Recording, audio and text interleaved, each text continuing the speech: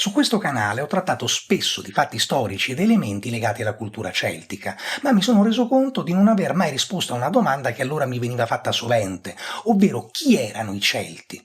E probabilmente non ho mai risposto perché si tratta di una domanda solo apparentemente banale, che in realtà porta con sé tutta una serie di ragionamenti molto articolati.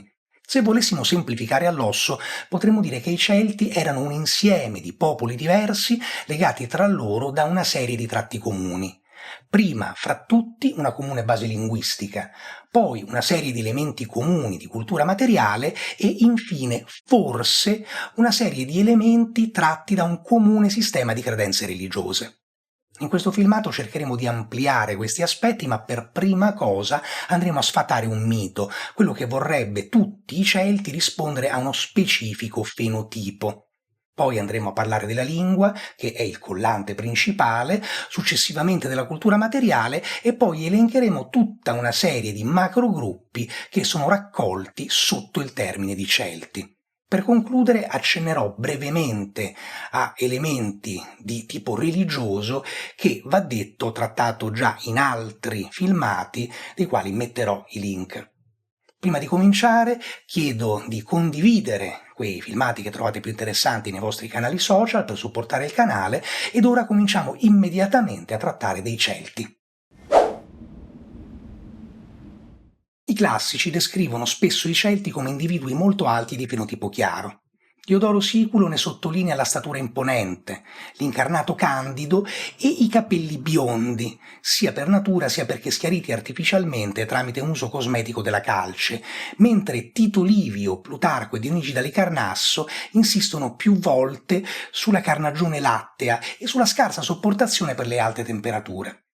Va detto però che per una realtà che a un dato momento dell'età del ferro era arrivata ad occupare praticamente tre quarti d'Europa, immaginare l'appartenenza ad un unico tipo fisico specifico è qualcosa di surreale e infatti se andiamo ad analizzare le fonti più in profondità troviamo ad esempio Tacito che descrivendo i Britanni, che lui non chiama mai Celti ma che noi sappiamo appartenere alla famiglia dei Celti tramite l'analisi linguistica, parla di tipi fisici molto diversi, passando dai caledoni, massicci e dai capelli rossi, ai siluri, dalla carnagione olivastra e dai capelli ricci.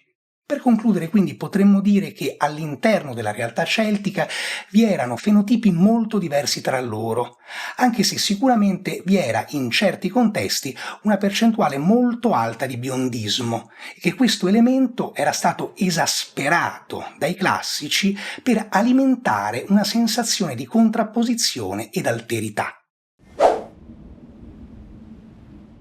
La lingua è l'elemento fondante di una cultura e questo perché influenza sia le modalità espressive sia i percorsi mentali.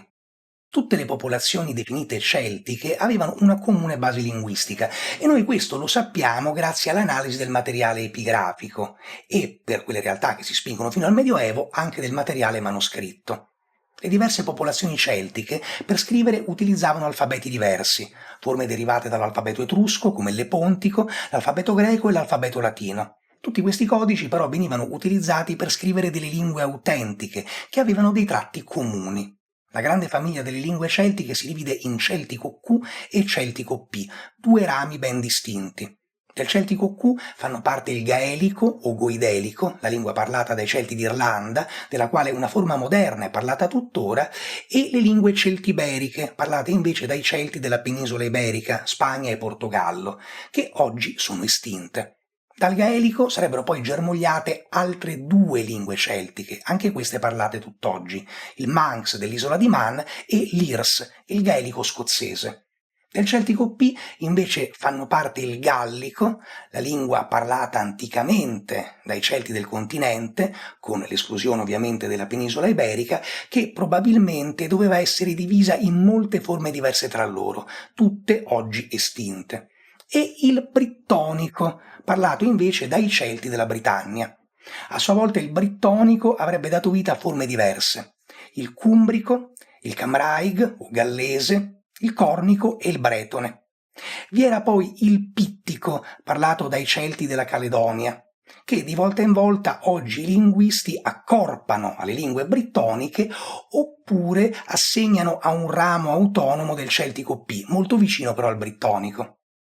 Di queste lingue, quelle parlate tuttora sono il gallese, ovviamente, il cornico e il bretone. Potrebbe sorgere spontanea quindi la domanda del perché oggi, se in Scozia si parla una lingua celtica, questa appartiene al celtico Q e non al celtico P, e allo stesso modo del perché in Francia, in Bretagna, si parla una lingua brittonica e non una forma di gallico. In entrambi i casi la risposta si ricava dalle migrazioni dei Celti nell'Alto Medioevo. Nel V secolo d.C. dei corsari, dei pirati provenienti dall'Irlanda, chiamati Scoti, che significa appunto pirati, saccheggiatori, si insediano lungo la costa occidentale della Caledonia, fondando il regno di Dalriada. Il regno di Dalriada successivamente amplierà i suoi confini andando a inglobare tutta la Caledonia e gli Scoti assimileranno e assorbiranno la popolazione indigena, quella dei Pitti. La Caledonia quindi diventerà la Scozia, appunto, e la lingua celtica della Scozia una lingua gaelica, celtico Q e non più celtico P. Allo stesso modo, sempre nel V secolo, terrorizzati dalle pressioni delle popolazioni germaniche degli Angli, dei Sassoni e degli Iuti che stavano lentamente colonizzando la Britannia, alcuni britanni dalla Cornovaglia e dal Galles fuggono, attraversano il mare e occupano la Bretagna. Secondo una leggenda gallese, i britanni in fuga, sbarcati in Armorica, che per questo sarebbe stata rinominata Bretagna, presero in sposa delle donne locali, ma per essere certi che le madri non trasmettessero ai figli la loro parlata, per essere certi che la loro discendenza conservasse l'idioma patrio, tagliarono la lingua a tutte le loro spose. Chiaramente si tratta di una leggenda, ma altrettanto chiaramente questa leggenda sottintende a una sopraffazione linguistica e culturale che avvenne per mano dei britanni invasori rispetto agli indigeni armoricani, che probabilmente, visto il contesto, dovevano parlare latino. In passato, in maniera abbastanza semplicistica, si tendeva a far coincidere la nascita della cultura celtica con la cultura di Hallstatt, una cultura nata in Europa centrale a cavallo tra l'età del bronzo e l'età del ferro, a sua volta prodotto della cultura mitteleuropea dell'età del bronzo detta dei campi di urne. Va detto però che a un'analisi approfondita la cultura di Hallstatt, proprio al pari della cultura dei campi di urne, sembra essere più che altro un grande, ampio sistema culturale, contraddistinto più che altro da alcuni elementi di cultura materiale.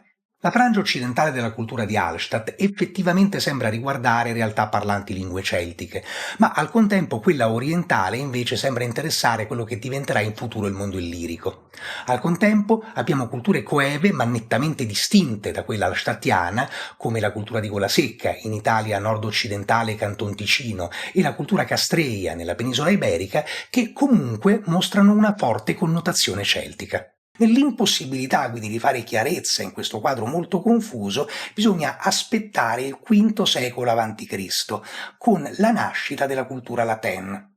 La cultura latène, propriamente la cultura europea dell'età del ferro per eccellenza, nasce da una frangia occidentale della cultura di Hallstatt. Non sappiamo cosa porta alla nascita della cultura latène, anche se alcuni parlano di influssi scitici, alcuni storici, alcuni studiosi, tra i quali anche Cruta, parlano di influssi provenienti dalle popolazioni della Scizia. In ogni caso, la spaccatura tra Hallstatt e Latène è ben percepibile, soprattutto da un punto di vista sociale. Cominciamo a notare la presenza di una pluralità di aristocratici guerrieri. Vi è un'aristocrazia guerriera opposta alla figura precedente del big man, del re sacerdote hallstattiano. Questa pluralità di figure egemoni, oltretutto contraddistinte da una spiccata propensione, caratterizzazione militare, porta a una società che è molto tumultuosa, a una realtà ribollente, che si espande a macchia d'olio in tutta Europa. Sono infatti questi elementi, questi aristocratici guerrieri, probabilmente a capo di bande guerriere, che portano la cultura latiniana a espandersi. Così la cultura latiniana va a portare la celticità in punti d'Europa dove prima non vi era una realtà celtica, oppure a sovrapporre la cultura latène a realtà come la cultura leponzia in Italia settentrionale nel Canton Ticino o la cultura celtibera in Spagna, dove vi erano già elementi celtici che ora vengono influenzati dalla cultura latena. Quindi si arriva, potremmo dire, intorno al III secolo a.C., bene o male in tutta Europa, secondo secolo a.C., a un'equalizzazione tra la cultura latène e il mondo celtico. Le peculiari modalità di diffusione della cultura lateniana portano alla definizione di diverse popolazioni celtiche, ognuna con dei tratti caratteristici, che possiamo tentare di riconoscere all'interno delle fonti classiche. A riguardo è importante tenere presente che non sempre però le attribuzioni e le suddivisioni operate dai classici corrispondono a delle effettive realtà etnoculturali e che a volte sono frutto di errori di interpretazione e fraintendimenti. Per quanto riguarda i Celti del continente, con l'esclusione della penisola iberica, a seconda degli autori, se latini o greci, si sente parlare di Galli o di Galati, anche se al giorno d'oggi questo secondo termine è utilizzato precipuamente per indicare quella realtà celtica che a seguito della grande spedizione in Grecia era passata in Turchia e vi si era stabilita. A volte per indicare i Celti dell'Europa orientale si utilizza anche il termine Pannoni e per complicare ulteriormente il quadro vi è anche una specifica nomenclatura archeologica, secondo la quale per l'Europa continentale, sempre esclusa la penisola iberica, si parla per la parte occidentale di archeologia gallica e per la parte orientale di archeologia celtica. Per i Romani, come abbiamo già detto, nelle isole britanniche vi erano i Britanni. I Romani quindi mostrano di non fare grandi distinzioni, anche se in realtà al giorno d'oggi sappiamo che i Gaeli o Goideli d'Irlanda erano molto diversi dalle altre popolazioni delle isole britanniche, se non altro perché parlavano una lingua celtica Q e non una lingua celtica P. Nella penisola iberica vi erano invece i Celtiberi e qui bisogna fare delle distinzioni. Si parla di Celtiberi indicando una specifica confederazione di tribù della Meseta, oppure si utilizza il termine in maniera più generalista per indicare tutte le popolazioni di lingua celtica della penisola iberica. A nord della Senna e a ovest del Reno vi erano invece i Belgi, che vengono presentati nelle fonti classiche come una realtà mista, frutto di una commistione tra elementi celtici ed elementi germanici. E sempre dalle fonti classiche noi apprendiamo che parte dei Belgi aveva colonizzato delle aree della Britannia meridionale. Vi sono infine, in alcune aree periferiche dell'Europa orientale, delle realtà molto fumose, con dei contorni difficili da definire, come i Lugi, ad esempio, che sembrano essere frutto di una coinè celtica e germanica, i Bastarni, che sembrano essere frutto di una coinè celtica, germanica e sarmatica, e i Costoboci, che sembrano essere frutto di una coinè celtica, germanica e dacica. Scrivetemi nei commenti se sareste interessati a dei video dedicati ad approfondire alcune di queste popolazioni. Un ulteriore elemento comune a una grossa fetta del mondo celtico sembra essere un sistema articolato di credenze religiose, che ruotavano intorno a una serie di figure divine, alcune delle quali apparentemente condivise, come Cernunnos, il dio dalle corna di cervo, una divinità femminile della guerra, il cui animale totemico era il corvo, chiamata Morrigan in Irlanda e Catubodua in Gallia, e una sorta di dio padre chiamato Suchellos in Gallia e Dagda in Irlanda, le cui prerogative erano la mazza e il calderone. Al di là del complesso pantheon celtico, all'interno del quale risulta ancora molto complicato e difficile destreggiarsi, l'effettivo elemento comune sembra essere quello del clero druidico, una realtà religiosa trasversale apparentemente a una grandissima parte del mondo celtico. Noi leggiamo di druidi presso i Celti delle isole, di druidi presso i Celti continentali, di druidi presso parlanti celtico P e di druidi presso parlanti celtico Q. Addirittura leggiamo ad esempio in Cesare che i druidi della Gallia avevano un interscambio costante con la Britannia. Certo, vi sono alcuni settori dove non abbiamo attestazione dei druidi, come ad esempio l'area celtiberica. Va detto però che una possibile universalità o quasi universalità del clero druidico relativamente alla Celtic andrebbe esplorata.